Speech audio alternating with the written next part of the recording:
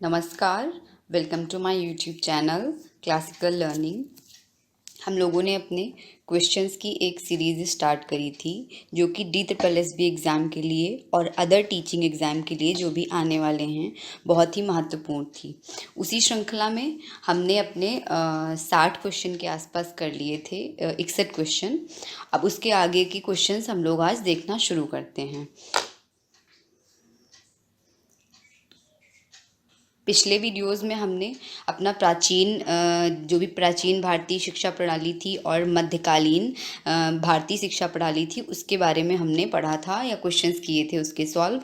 इस वीडियो में हम लोग ब्रिटिश भारतीय शिक्षा प्रणाली के बारे में क्वेश्चंस देखेंगे। तो हमारा पहला क्वेश्चन है question number 62।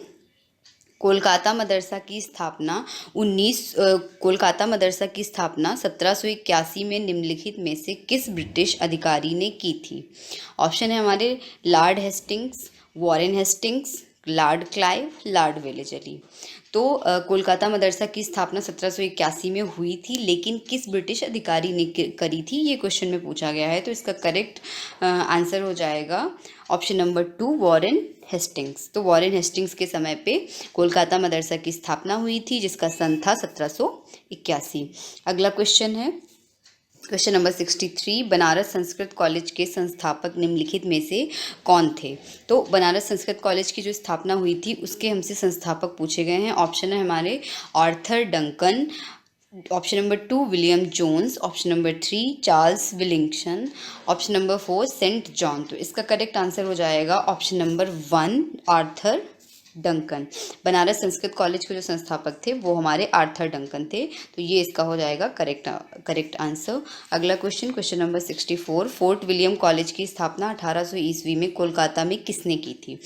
Fort William college की स्थापना 1800 ईस्वी में हुई थी, ये हम सभी जानते हैं। ये बहुत महत्वपूर्ण, ये कभी कभी फैक्ट के रूप में भी आ जाता है कि फोर्ट विलियम कॉलेज की स्थापना किस वर्ष हुई थी। तो 1800 ईस्वी में हुई थी। कहाँ है फोर्ट विलियम कॉलेज? तो कोलकाता में है। किसने करी थी ये क्वेश्चन में पूछा गया है। हमारे ऑप्शन है lord Willingdon, lord Wellesley, Charles Wilkinson और विलियम जोन्स। तो इनमें से किसने स्थापना करी थी? तो इसका करेक्ट आंसर हो जाएगा लॉर्ड वेलेजली, ऑप्शन नंबर 2, क्योंकि लॉर्ड वेलेजली ने ही फोर्ट विलियम कॉलेज की स्थापना करी थी। याद रखने का तरीका ये हो सकता है कि वा से वेलेजली और वा से विलियम, तो थोड़ा सा इससे आपको रिलेट करके इसको याद कर सकते हैं। अगला क्वेश्चन हमारा क्वेश्चन नंबर 65। सन 1813 के चार्टर एक्ट में भारतीय शिक्षा एवं विद्या के प्रचार प्रसार के लिए कितने रुपए बजट में स्वीकृत किए गए थे? तो ऑप्शन है हमारे 1 lakh, option number 2 2 lakh, option number 3 3 lakh, option number 4 4 lakh. तो कितने रुपयों का शिक्षा के प्रचार प्रसार के लिए कितने रुपयों का बजट जो है वो स्वीकृत किया गया? तो इसका करेक्ट ऑप्शन हो जाएगा ऑप्शन नंबर 1 1 लाख रुपए का। 1813 का जो चार्टर एक्ट था उसमें 1 लाख रुपए दिए गए थे शिक्षा के प्रचार प्रसार के लिए, और कहा गया था कि शिक्षा ऊपरी वर्ग को दी जाएगी और धीरे धीरे वो ऑटोमेटिक नीचे वाले वर्ग तक पहुंच जाएगी। इसका करेक्ट आंसर हो जाएगा ऑप्शन नंबर 1 1 लाख रुपया। अगला क्वेश्चन हमारा क्वेश्चन नंबर 66। ब्रिटिश सरकार द्वारा 1854 में प्रस्तुत वृहद शिक्षा योजना को किस नाम से जाना जाता है? 1854 में जो भी शिक्षा योजना आई थी उसको किस नाम से जाना जाता है? तो इसके ऑप्शन है हमारे चार्टर के नाम से, ऑप्शन नंबर 2 मैग्ना कार्टा के नाम से, ऑप्शन नंबर 3 मिनट्स के नाम से, ऑप्शन नंबर 4 कन्वेंशन के नाम से। तो इनमें से जो भी ऑप्शन है उनमें से 1854 की जो योजना थी उसको किस नाम से जाना जाता था? तो इसका हो जाएगा मैग्ना कार्टा। शिक्षा का जो भी मैग्ना कार्टा कहा जाता है वो 1854 की जो भी योजना थी उसी को कहा जाता है मैग्ना कार्टा। अगला क्वेश्चन है क्वेश्चन नंबर 67। अंग्रेजी सरकार द्वारा संचालित देशी भाषा वाले विद्यालयों को किस नाम से जाना जाता है? अंग्रेजी सरकार ने जो भी देसी भाषा के स्कूल या विद्यालयों को जो संचालित किया था, देसी भाषा के मतलब हमारी जो देसी भाषा थी उसके जो विद्यालय थे उनको किस नाम से जाना जाता है? ऑप्शन है हमारे Anglo school, option number 2 vernacular school, option number 3 seminary school और ऑप्शन नंबर 4 मिशनरी स्कूल। तो ये बात हो रही है जो हमारी भाषाएं थी उनमें जो विद्यालय चल रहे थे उनकी बात हो रही। तो इसका करेक्ट आंसर हो जाएगा ऑप्शन नंबर 2 वर्नाकुलर स्कूल। तो जो देसी भाषाओं में जो स्कूल चल रहे थे उनको वर्नाकुलर स्कूल के नाम से जाना जाता है। अगला क्वेश्चन है हमारा question number 68, Kolkata Hindu college की स्थापना निम्नलिखित में से किस वर्ष की गई? कोलकाता हिंदू कॉलेज की स्थापना किस वर्ष करी गई? तो ऑप्शन है हमारे, option number 1 1816, option number 2 1817, option number 3 1818, option number 4 1819। तो इसका करेक्ट आंसर हो जाएगा हमारा ऑप्शन नंबर 2 1817। 1817 में किसकी स्थापना हुई थी? कोलकाता हिंदू कॉलेज की स्थापना हुई थी। अगला क्वेश्चन है हमारा क्वेश्चन नंबर 69, ब्रिटिश भारत के प्रथम संस्कृत कॉलेज निम्नलिखित में से किस स्थान पर खोला गया था? जो ब्रिटिश भारत का पहला संस्कृत कॉलेज था वो कहाँ पर खोला गया था, स्थान पूछा गया है हमसे।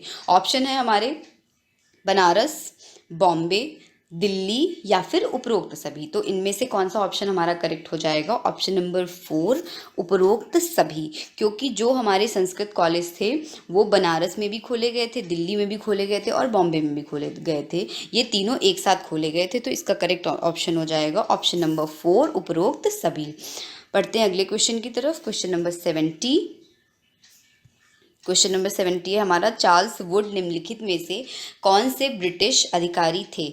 चार्ल्स वुड निम्नलिखित में से कौन से ब्रिटिश अधिकारी थे? बोर्ड ऑफ कंट्रोल थे, या फिर कोर्ट ऑफ वार्ड थे, या फिर कोर्ट ऑफ डायरेक्टर थे, या फिर इनमें से कोई नहीं। तो जो चार्ल्स वुड थे उनके बारे में पूछा जा रहा है कि चार्ल्स वुड क्या थे, मतलब कौन से ब्रिटिश अधिकारी थे। तो Charles Wood board of control थे। ठीक, अगला क्वेश्चन है हमारा क्वेश्चन नंबर 71, भारत में अंग्रेजी माध्यम वाली शिक्षा पद्धति का जनक निम्नलिखित में से किसे माना जाता है? ऑप्शन है हमारे Charles Wood, option number 2 Lord Macaulay, option number 3 Lord Dalhousie, option number 4 Lord Lytton. तो इनमें से कौन सा हमारा करेक्ट ऑप्शन हो जाएगा? इसमें से हो जाएगा क्वेश्चन नंबर 71 का ऑप्शन नंबर 2 लॉर्ड मैकाले। हम सब जानते हैं अंग्रेजी माध्यम वाली शिक्षा पद्धति का जनक किसे कहा जाता है? लॉर्ड मैकाले को कहा जाता है। क्वेश्चन नंबर 72, निम्नलिखित में से किस वर्ष से भारतीय से शिक्षा का माध्यम अंग्रेजी बना दिया गया? ऐसा वो कौन सा वर्ष जिम्मेदार है जब शिक्षा जो थी हमारी उसका जो माध्यम था वो भारतीय से अंग्रेजी बना दिया गया? तो इसके हमारे ऑप्शंस हैं 1835, ऑप्शन नंबर 2 1840, ऑप्शन नंबर 3 1840, और यहाँ पे 42 या 40 एक चेंज कर लेते हैं, 41 कर लेते हैं, यहाँ पे 40 और यहाँ पे हो जाएगा 1847। तो इसका जो करेक्ट ऑप्शन हो जाएगा वो हो जाएगा क्वेश्चन नंबर 72 का फर्स्ट 1835। 1835 में जो था वो शिक्षा का जो माध्यम था वो अंग्रेजी वो भारतीय से यानी कि हिंदी से क्या बना दिया गया था? अंग्रेजी बना दिया गया था। तो इसका करेक्ट आंसर हो जाएगा 1835। बढ़ते हैं अगले क्वेश्चन की तरफ। क्वेश्चन नंबर 73, निम्नलिखित में से किस गवर्नर जनरल के काल में भारत में अंग्रेजी शिक्षा प्रणाली की शुरुआत हुई थी? कौन सा ऐसा गवर्नर जनरल था जिसके कार्यकाल में ही अंग्रेजी शिक्षा की शुरुआत हुई थी? ऑप्शन है हमारे Lord Dalhousie, option number 2 Lord Bentinck, option number 3 Lord Ripon, option number 4 Lord Lytton. तो इसका करेक्ट आंसर हो जाएगा ऑप्शन नंबर 2 लॉर्ड बेंटिक। तो लॉर्ड विलियम बेंटिक जब था तभी उसी के समय में हमारी लॉर्ड विलियम बेंटिक जब गवर्नर जनरल था तो उसी के काल में क्या हुआ था? अंग्रेजी शिक्षा प्रणाली की शुरुआत हुई थी। तो इसका करेक्ट आंसर हो जाएगा हमारा Lord William Bentinck. Option number 2 इसका करेक्ट आंसर हो जाएगा। क्वेश्चन नंबर 74, भारतीय शिक्षा का चार्टर निम्नलिखित में से किस वर्ष जारी किया गया था? भारतीय शिक्षा का जो चार्टर था उसको किस वर्ष जारी किया था? ऑप्शन है हमारे 1853, option number 2 1855, option number 3 1856, option number 4 1857। तो किस वर्ष जारी किया गया था चार्टर? तो इसका करेक्ट आंसर हो जाएगा ऑप्शन नंबर 1 1853 में। अगला क्वेश्चन है हमारा क्वेश्चन नंबर 75, भारतीय शिक्षा का मैग्ना कार्टा से संबद्ध ब्रिटिश शिक्षाविद निम्नलिखित में से कौन है? भारतीय शिक्षा का मैग्ना कार्टा हम सब जानते हैं, तो उससे पूछा गया है संबद्ध या संबंध रखने वाले जो ब्रिटिश शिक्षाविद थे वो कौन थे? ऑप्शन है हमारे James Prinsep, option number 2 Lord Macaulay, option number 3 Charles Woods, option number 4 Charles Napier. तो इनमें से कौन सा ऑप्शन हो जाएगा हमारा करेक्ट? हम सब जानते हैं कि लॉर्ड मैकाले को ही कहा जाता है। ब्रिटिश शिक्षाविद ऐसे थे जो कि भारतीय शिक्षा का मैग्ना कार्टा लाए थे। इन्होंने ही निस्यंदन सिद्धांत दिया था, जिसमें फिल्ट्रेशन थ्योरी जिसे कहते हैं। इसमें था कि शिक्षा जो होगी वो ऊपरी वर्ग को दी जाएगी और छन छन के नीचे वाले वर्गों तक पहुंच जाएगी। अगला है क्वेश्चन नंबर 76। सन 1857 में किस विश्वविद्यालय की स्थापना अंग्रेजों ने वुड्स डिस्पैच के आधार पर की थी? वुड डिस्पैच हम सब जानते हैं, तो उसमें कहा गया है जो 1857 का विश्वविद्यालय की स्थापना हुई थी, किस विश्वविद्यालय की स्थापना वो वुड्स डिस्पैच के आधार पर हुई थी? तो कोलकाता विश्वविद्यालय, ऑप्शन नंबर 2 मुंबई विश्वविद्यालय, ऑप्शन नंबर 3 मद्रास विश्वविद्यालय, या फिर उपरोक्त सभी। तो इनमें से बताना है कि 1857 में किस विश्वविद्यालय की स्थापना अंग्रेजों के वुड्स डिस्पैच के आधार पर हुई थी? तो इसका करेक्ट आंसर हो जाएगा ऑप्शन नंबर 4 उपरोक्त सभी, क्योंकि जब वुड डिस्पैच आया था तो उसके ही तहत हमारे कोलकाता विश्वविद्यालय, मुंबई विश्वविद्यालय और मद्रास विश्वविद्यालय, इन तीनों की स्थापना की गई थी।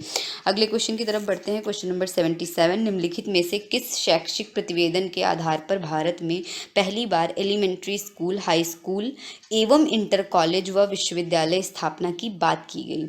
ऐसा कौन सा शैक्षिक प्रतिवेदन था जिसके अंतर्गत पहली बार elementary school, high school, inter college और विश्वविद्यालय की स्थापना की बात करी गई थी? तो इसका हो जाएगा ऑप्शन है हमारे option number 1 Wood's dispatch, option number 2 Sadler dispatch, option number 3 Hartog dispatch, option number 4 इनमें से कोई नहीं। तो इसका करेक्ट आंसर हो जाएगा हमारा option number 1 Wood's dispatch. Wood's dispatch के तहत ही भारत में पहली बार ऐसा प्रतिवेदन आया कि elementary school, high school, inter college और विश्वविद्यालय की स्थापना की बात की गई। अगला क्वेश्चन है क्वेश्चन नंबर 78।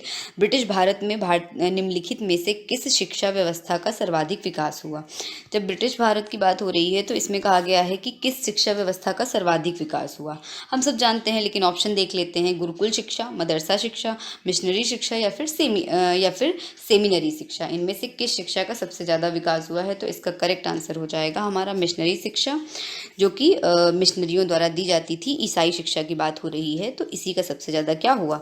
विकास हुआ। तो ऑप्शन नंबर 3 हो जाएगा हमारा करेक्ट इसके लिए। अगले क्वेश्चन है हमारा क्वेश्चन नंबर 79। भारतीय शिक्षा के मैग्ना कार्टा वुड्स डिस्पैच की मुख्य कमियां निम्नलिखित में से कौन थी? वुड्स डिस्पैच आया था, हम सब जानते हैं, भारतीय शिक्षा का मैग्ना कार्टा कहा जाता है। इसकी कुछ कमियां थी, वो कौन सी थी? तो हमारे ऑप्शन हैं जन शिक्षा में ह्रास, ऑप्शन नंबर 1, ऑप्शन नंबर 2 साक्षरता में अवनति, ऑप्शन नंबर 3 वर्नाक्युलर विद्यालयों का हतोत्साहन, और ऑप्शन नंबर 4 उपरोक्त सभी। अब ये चीज़ क्या है? वर्नाकुलर विद्यालय, अभी हमने पढ़ा है कि वर्नाकुलर विद्यालय कौन से थे? जो देशी भाषाओं के विद्यालय थे उन्हीं को वर्नाकुलर विद्यालय कहा जाता था। तो जन शिक्षा का ह्रास हुआ था, ये हम सब जानते हैं, तो ये भी सही है। साक्षरता में अवनति भी हुई थी।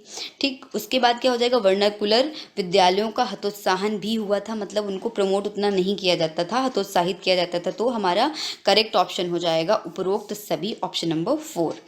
उसके बाद अगला क्वेश्चन है हमारा क्वेश्चन नंबर 80।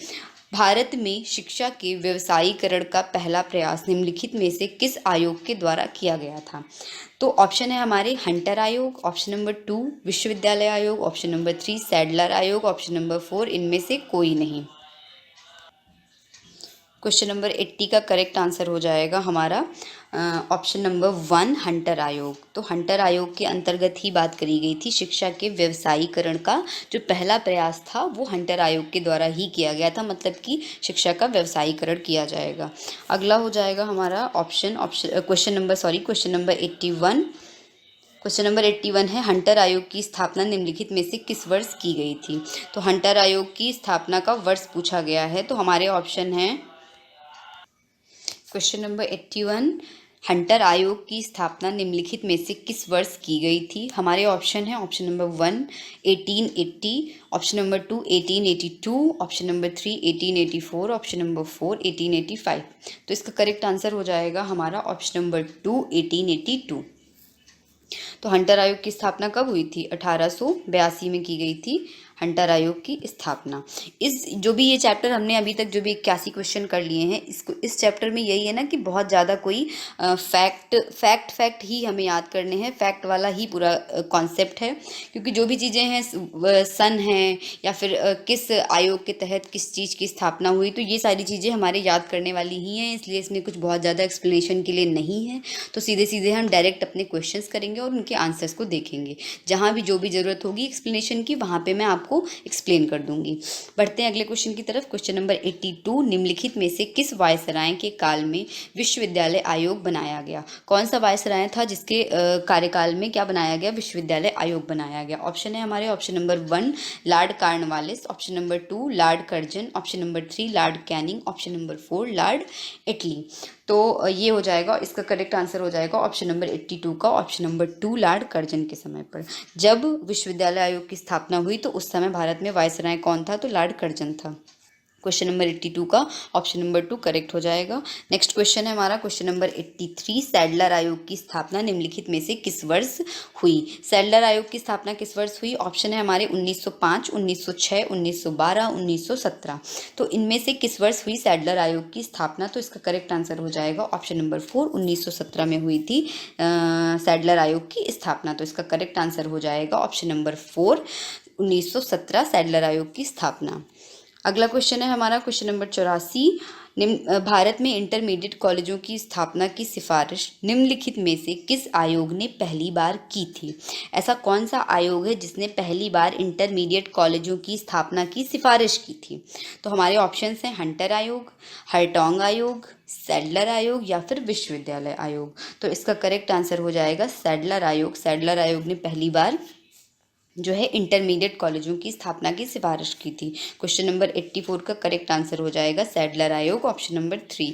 अगला क्वेश्चन है हमारा question number 85, board of secondary and senior secondary education की स्थापना किस आयोग की सिफारिश पर की गई थी? बोर्ड ऑफ सेकेंडरी और जो भी सीनियर सेकेंडरी था उसकी जो स्थापना थी वो किस आयोग की सिफारिश पर की गई थी? ऑप्शन है हमारे ऑप्शन नंबर 1 विश्वविद्यालय आयोग, ऑप्शन नंबर 2 हरटोंग आयोग, ऑप्शन नंबर 3 सैडलर आयोग, ऑप्शन नंबर 4 हंटर आयोग। तो इसका करेक्ट आंसर हो जाएगा ऑप्शन नंबर 3 सैडलर आयोग। सैडलर आयोग की सिफारिश पर ही बोर्ड ऑफ सेकेंडरी और सीनियर सेकेंडरी एजुकेशन की स्थापना करी गई थी।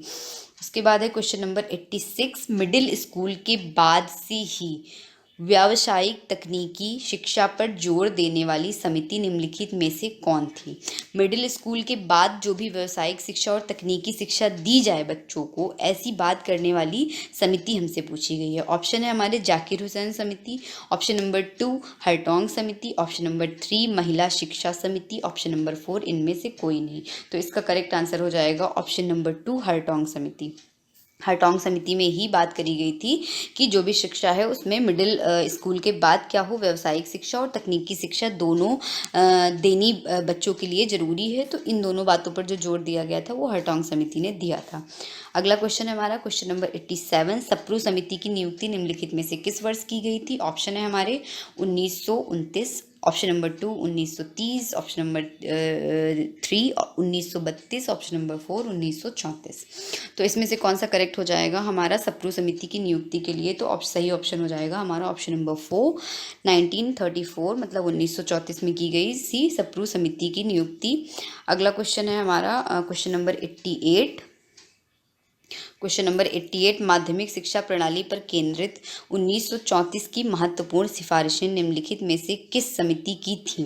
माध्यमिक शिक्षा पर केंद्रित 1934 की कुछ महत्वपूर्ण सिफारिशें थी। 1934 के आयोग की कुछ महत्वपूर्ण सिफारिशें जो कि माध्यमिक शिक्षा प्रणाली से रिलेटेड थी, वो सिफारिशें किस समिति की थी? ये क्वेश्चन में पूछा गया है। हमारे ऑप्शन है हरटोंग समिति, सैडलर आयोग, वर्धा समिति या फिर सप्रू समिति। तो इसका करेक्ट आंसर हो जाएगा हमारा सप्रू समिति। जो भी सप्रू समिति थी वो 1934 में आई थी, हमने अभी इससे पहले वाले क्वेश्चन में पढ़ा। उसी ने माध्यमिक शिक्षा प्रणाली पर बहुत ज़्यादा जोर दिया था। सप्रू समिति का जो मेन जोर था वो माध्यमिक शिक्षा प्रणाली पर था। तो इन्होंने ही सबसे ज़्यादा बात करी है माध्यमिक शिक्षा प्रणाली की। तो इसका करेक्ट आंसर हो जाएगा सप्रू समिति। अगला क्वेश्चन है हमारा क्वेश्चन नंबर 89, विश्वविद्यालय के स्नातक स्तरीय 3 वर्षीय पाठ्यक्रम की सिफारिश निम्नलिखित में किस समिति ने की थी? विश्वविद्यालयों में हम सब जानते हैं NEP 2020 के आने से पहले जो भी था, विश्वविद्यालयों में स्नातक स्तरीय कोर्स कितने वर्ष के हुआ करते थे? 3 वर्षीय कोर्स हुआ करते थे। तो पूछा गया है कि जो ये 3 वर्षीय कोर्स थे इसकी सिफारिश सबसे पहले किसने की थी? तो इसकी सिफारिश सबसे पहले किसने की थी? हमारे ऑप्शन हैं सप्रू समिति, ऑप्शन नंबर 2 वर्धा शिक्षा समिति, ऑप्शन नंबर 3 हरटोंग समिति, ऑप्शन नंबर 4 विश्वविद्यालय आयोग। तो इसका करेक्ट आंसर हो जाएगा ऑप्शन नंबर 1 सप्रू समिति। सप्रू समिति ने ही सबसे सबसे पहले जो सिफारिश करी थी किस चीज़ की, 3 वर्षीय जो विश्वविद्यालय हमारी स्नातक स्तरीय शिक्षा होगी वो 3 वर्ष की होगी, इसकी सिफारिश सप्रू समिति ने की थी। तो इसका करेक्ट आंसर हो जाएगा ऑप्शन नंबर 1 सप्रू समिति। क्वेश्चन नंबर 19 है, सॉरी क्वेश्चन नंबर 90 है, भारत में पॉलिटेक्निक शिक्षा संस्थानों का उद्विकास निम्नलिखित में से किस समिति का परिणाम था। भारत में जो पॉलिटेक्निक शिक्षा संस्थानों की स्थापना हुई है, उनका उद्विकास हुआ, वो किस समिति की देन है। ऑप्शन है हमारे अबॉट वुड समिति, ऑप्शन नंबर 2 हरटोंग समिति, ऑप्शन नंबर 3 सप्रू समिति, ऑप्शन नंबर 4 जाकिर हुसैन समिति। तो इसका करेक्ट आंसर हो जाएगा अबॉट वुड समिति। जो अबॉट वुड समिति थी, इन्होंने ही सबसे पहले भारत में पॉलिटेक्निक शिक्षा संस्थान जो भी बने उनके उद्विकास के बारे में बात करी थी। तो क्वेश्चन नंबर 90 का करेक्ट आंसर हो जाएगा अबॉट वुड समिति, ऑप्शन नंबर 1। अगला क्वेश्चन है हमारा क्वेश्चन नंबर 91, वर्धा शिक्षा सम्मेलन का संबंध निम्नलिखित में से किससे है। वर्धा शिक्षा सम्मेलन जो था उसका संबंध किससे है। ऑप्शन है हमारे जाकिर हुसैन एवं महात्मा गांधी जी से, या फिर ऑप्शन नंबर 2 तेज बहादुर सप्रू एवं महात्मा गांधी जी से, ऑप्शन नंबर 3 गोपाल कृष्ण गोखले एवं महात्मा गांधी, ऑप्शन नंबर 4 जवाहरलाल नेहरू एवं महात्मा गांधी। तो इसका करेक्ट आंसर हो जाएगा हमारा क्वेश्चन नंबर 91 का ऑप्शन नंबर 1 जाकिर हुसैन एवं महात्मा गांधी से। तो जो वर्धा शिक्षा योजना थी उससे जुड़ा हुआ नाम हम महात्मा गांधी जी के बारे में तो हमेशा ही जानते हैं वर्धा शिक्षा के बारे में, लेकिन जाकिर हुसैन जी भी इससे जुड़े हुए थे। तो इसका करेक्ट आंसर हो जाएगा जाकिर हुसैन एवं महात्मा गांधी, ऑप्शन नंबर 1। अगला क्वेश्चन है हमारा क्वेश्चन नंबर 92, वर्धा शिक्षा को किस नाम से देश में लोकप्रियता हासिल हुई। जो वर्धा शिक्षा योजना है हमारी, उसको और कौन सा ऐसा नाम था जिसके नाम से पूरे देश में उसको लोकप्रियता हासिल हुई। ऑप्शन है हमारे बेसिक शिक्षा, ऑप्शन नंबर 2 बुनियादी शिक्षा, ऑप्शन नंबर 3 शिल्प शिक्षा, ऑप्शन नंबर 4 उपरोक्त सभी। तो इनमें से कौन सा ऐसा नाम है जिससे पूरे देश में वर्धा शिक्षा योजना को लोकप्रियता हासिल हुई। तो इसका करेक्ट आंसर हो जाएगा ऑप्शन नंबर 4, मतलब कि उपरोक्त सभी। जो हमारी वर्धा शिक्षा योजना थी उसको हम बेसिक शिक्षा के नाम से भी जानते हैं, बुनियादी शिक्षा के नाम से भी जानते हैं और शिल्प शिक्षा के नाम से भी जानते हैं। तो इसका करेक्ट ऑप्शन हो जाएगा ऑप्शन नंबर 4 उपरोक्त सभी। इन सब नामों से वर्धा शिक्षा योजना को जानते हैं। तो किसी भी फॉर्मेट में आपसे दे, चाहे बेसिक शिक्षा कहे या शिल्प शिक्षा कहे या बुनियादी शिक्षा या फिर वर्धा शिक्षा योजना, ये सभी एक ही नाम है। अगला क्वेश्चन है हमारा क्वेश्चन नंबर 93, निःशुल्क एवं अनिवार्य शिक्षा का दर्शन निम्नलिखित में से किस समिति का महत्वपूर्ण विचार था। ऑप्शन है हमारे वर्धा शिक्षा समिति, ऑप्शन नंबर 2 अबॉट वुड समिति, ऑप्शन नंबर 3 हरटोंग समिति, ऑप्शन नंबर 4 इनमें से कोई नहीं। तो निःशुल्क एवं अनिवार्य शिक्षा का जो भी दर्शन था वो पूछा गया है कि किस समिति का महत्वपूर्ण विचार था। तो इसका करेक्ट ऑप्शन हो जाएगा हमारा ऑप्शन नंबर 1 वर्धा शिक्षा समिति। वर्धा शिक्षा समिति में बहुत ही पहले कहा गया था कि निःशुल्क एवं अनिवार्य शिक्षा बच्चों को मिलनी चाहिए, एक एज तक बच्चों को निःशुल्क एवं अनिवार्य शिक्षा ही देनी चाहिए। ऐसी बात वर्धा शिक्षा योजना में बहुत पहले हो गई थी। तो इसका करेक्ट आंसर हो जाएगा हमारा ऑप्शन नंबर 1 वर्धा शिक्षा समिति। अगला क्वेश्चन है हमारा क्वेश्चन नंबर 94, सार्जेंट शिक्षा प्रतिवेदन निम्नलिखित में से किस वर्ष प्रस्तुत किया गया था। जो सार्जेंट शिक्षा योजना आई थी वो किस वर्ष में प्रस्तुत करी गई थी। तो इसके हमारे ऑप्शन हैं 1944, option number 2 1945, option number 3 1946, option number 4 1947। इसका करेक्ट आंसर हो जाएगा ऑप्शन नंबर 1 1944। जो सार्जेंट शिक्षा प्रतिवेदन था वो 1944 में प्रस्तुत किया गया था। अगला क्वेश्चन है हमारा क्वेश्चन नंबर 95, बढ़ती बेरोजगारी की समस्या का समाधान शिक्षा में ही निहित है, यह किस शिक्षा समिति का महत्वपूर्ण विचार था। जो भी बढ़ती बेरोजगारी की समस्या है उसका जो समाधान है वो शिक्षा में ही निहित है, यह बात किस शिक्षा समिति का महत्वपूर्ण विचार था। ऑप्शन है हमारे वर्धा शिक्षा समिति, ऑप्शन नंबर 2 सार्जेंट शिक्षा समिति, ऑप्शन नंबर 3 हरटोंग शिक्षा समिति, ऑप्शन नंबर 4 अबॉट वुड शिक्षा समिति। तो इसका करेक्ट आंसर हो जाएगा ऑप्शन नंबर 2 सार्जेंट शिक्षा समिति। सार्जेंट शिक्षा समिति जो थी उसी का ये स्टेटमेंट था या फिर उनका महत्वपूर्ण विचार था कि जो भी बेरोजगारी बढ़ रही है, यदि हमने शिक्षा का प्रचार प्रसार नहीं किया या फिर ज़्यादा से ज़्यादा लोगों तक शिक्षा नहीं पहुंचाई गई तो यह बेरोजगारी बढ़ती ही रहेगी और हम इस समस्या का अंत नहीं कर पाएंगे। तो इसका करेक्ट आंसर हो जाएगा ऑप्शन नंबर 2 सार्जेंट शिक्षा समिति। अगला क्वेश्चन है हमारा क्वेश्चन नंबर 96, ब्रिटिश काल में अध्यापक शिक्षा का पहला प्रयास निम्नलिखित में से किस देश के मिशनरी ने किया था? ब्रिटिश काल में जो भी अध्यापक शिक्षा थी उसका पहला प्रयास पूछा गया है, कौन से देश के मिशनरियों ने किया था? तो इसके ऑप्शन है हमारे, option number 1 England, option number 2 France, option number 3 Denmark, option number 4 पुर्तगाल। तो किसने किया था सबसे पहले, जो मिशनरी कौन से ऐसे थे जिन्होंने अध्यापक शिक्षा का पहला प्रयास भारत के अंदर किया था? तो इसका करेक्ट ऑप्शन हो जाएगा ऑप्शन नंबर 3, जो डेनमार्क से आए हुए मिशनरी थे, उन्होंने सबसे पहले भारत में मिशनरी शिक्षा का प्रचार प्रसार करने का या अध्यापक शिक्षा का जो पहला प्रयास किया था वो डेनमार्क के जो मिशनरी थे उन्होंने किया था। तो इसका करेक्ट आंसर हो जाएगा डेनमार्क। अगला क्वेश्चन है हमारा क्वेश्चन नंबर 97। ब्रिटिश काल में अध्यापक शिक्षा से संबद्ध विद्यालय को निम्नलिखित में से किस नाम से जाना जाता था? तो ब्रिटिश काल में जो भी अध्यापक शिक्षा से संबद्ध विद्यालय होते थे उनको किस नाम से जानते थे? ऑप्शन है हमारे common school, option number 2 general school, option number 3 है नॉर्मल स्कूल, ऑप्शन नंबर 4 उपरोक्त सभी। तो ब्रिटिश काल में जो अध्यापक शिक्षा से संबद्ध विद्यालय थे उनको किस नाम से जाना जाता था? तो इसका करेक्ट आंसर हो जाएगा ऑप्शन नंबर 3 नॉर्मल स्कूल। उनको किस नाम से जाना जाता था? जाना जाता था नॉर्मल स्कूल के नाम से जाना जाता था। इसका करेक्ट आंसर हो जाएगा ऑप्शन नंबर 3 नॉर्मल स्कूल। अगला क्वेश्चन है हमारा क्वेश्चन नंबर 98। चार्ल्स वुड के घोषणा पत्र में बालिका व स्त्री शिक्षा के विकास के लिए निम्नलिखित में से कौन सा साधन अपनाने पर जोर दिया गया था? जो चार्ल्स वुड का घोषणा पत्र आया था उसमें बालिका और स्त्री शिक्षा के विकास के लिए निम्नलिखित में से कौन सा साधन अपनाने पर जोर दिया गया था? ऑप्शन है हमारे सहायता अनुदान, ऑप्शन नंबर 2 दान प्रोत्साहन, ऑप्शन नंबर 3 समुचित प्रशिक्षण, ऑप्शन नंबर 4 उपरोक्त सभी।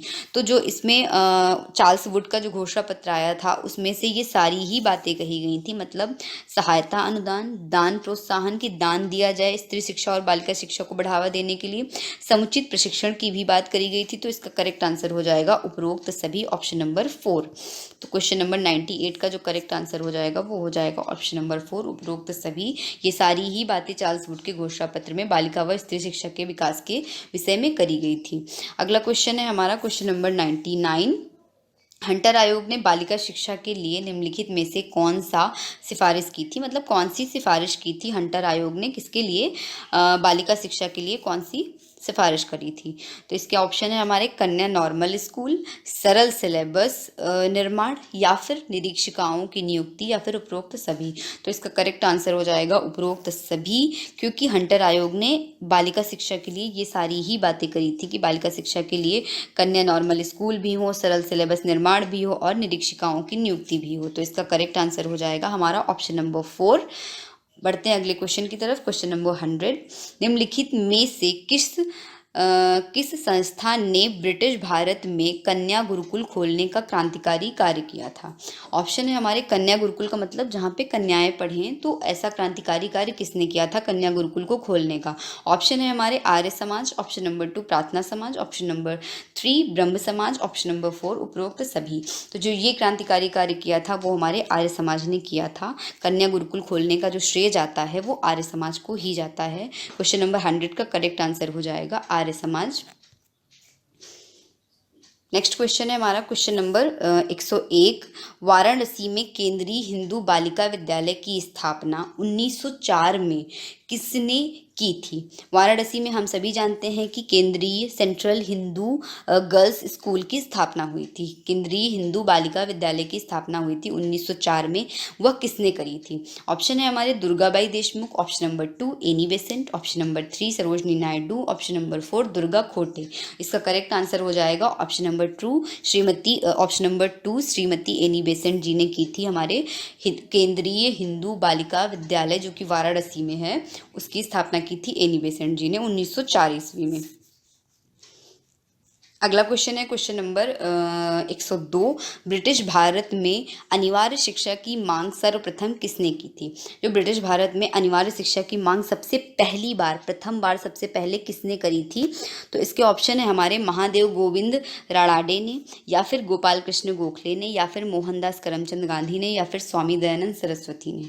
तो इसमें बहुत ही मिक्स्ड आंसर हमारे हो सकते हैं, लेकिन जो सबसे पहली मांग करी थी वो हमारे गोपाल कृष्ण गोखले जी ने करी थी। सबसे पहले वही गोखले बिल लाए थे, जिसमें उन्होंने बुनियादी शिक्षा को या बेसिक शिक्षा को निःशुल्क करने की बात करी थी। और भी बहुत से प्रावधान थे। हालांकि यह जो बिल उनका था यह पास नहीं हो पाया था। तो इसका करेक्ट आंसर हो जाएगा गोपाल कृष्ण गोखले। उन्होंने सबसे पहले ब्रिटिश भारत में अनिवार्य शिक्षा की मांग की थी। अगला क्वेश्चन है हमारा क्वेश्चन नंबर 103। ब्रिटिश भारत में लड़कियों की शिक्षा संबंधी निम्नलिखित में से प्रमुख बाधाएं कौन सी थी? लड़कियों की शिक्षा के लिए प्रमुख बाधाएं कौन कौन सी थी ब्रिटिश शिक्षा में, ये बताना है हमें। रूढ़वादिता, पर्दा प्रथा, बाल विवाह या फिर उपरोक्त सभी। तो हम सब जानते हैं कि ये सारी ही जितनी भी ये ऑप्शन में दिए हुए हैं, ये सारे ही जो दिक्कतें थी वो आती थी लड़कियों की शिक्षा में। तो ये इसका करेक्ट आंसर हो जाएगा उपरोक्त सभी।